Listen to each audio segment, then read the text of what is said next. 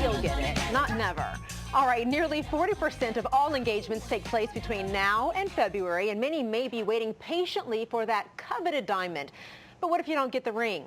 Professional matchmaker Athena Grace joins us with a lesson in keeping our expectations in check through the holidays. Athena, thank you for your time. Thank you for having me. So the holidays are typically a time where, your friends or maybe your sister, Everyone's flaunting together. a ring. Yeah, and they've got that ring and maybe you're feeling a little jealous.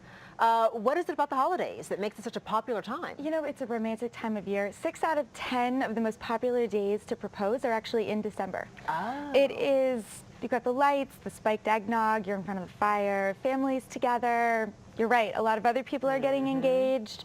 So it is a very popular time to get engaged. So now what if you're expecting maybe Christmas morning, you open up a box and boom, there's a ring, and that doesn't happen? Right.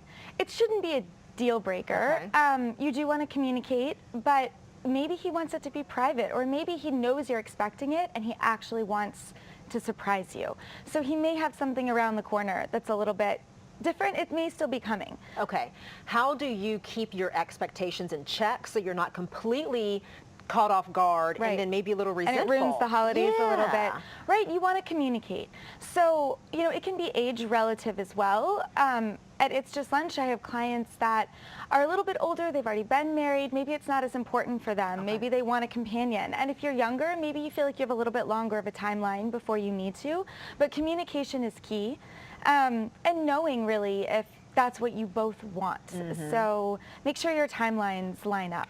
Speaking of knowing if it's something you both want. Right. What if you're having this discussion and, I'm like, yeah, I can't wait, maybe in the next year we'll be able to do this. And my partner is like, oh, I was thinking maybe 3 years from now. Right, exactly. Anything over a 3-year timeline is usually a little bit of a red flag in my experience with clients. It kind of sounds like, I'm keeping you warm, I don't want to lose you, but I don't really know where I see my life going. And I have some good family friends that dated for 40 years and recently broke up in their late 70s because he still wanted to get married and she didn't. So it really, it's something you want to get on the right page about up front. Yeah, 40 years. Right, exactly. And, with It's Just Lunch service, when you come, you both know you want that commitment, and it's nice to know up front because you don't want to be 40 years down the road at 75 and realizing maybe this won't work. So honesty is key. Now you say have some perspective as well.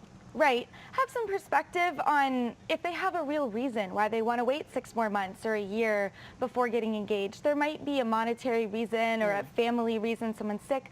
There's reasons that you might want to wait, but if someone just says 3-5 years down the road, that's probably a little bit of a cause for concern. Okay, so what would you say is the time period? A year to 3 years is when someone should start saying, okay, like... Well, there isn't an exact time period, again, because age is in there, but after a year, you should be really comfortable talking about where it's going so that you're both on the same page. All right. Where can people find you if they have a new situation they find themselves in the new year? It's justllunchdc.com. All right. So, and they can ask you questions there? You can ask us questions, make sure you know what your expectations are up front, and, we match you accordingly. So. It's justllunchdc.com. All right.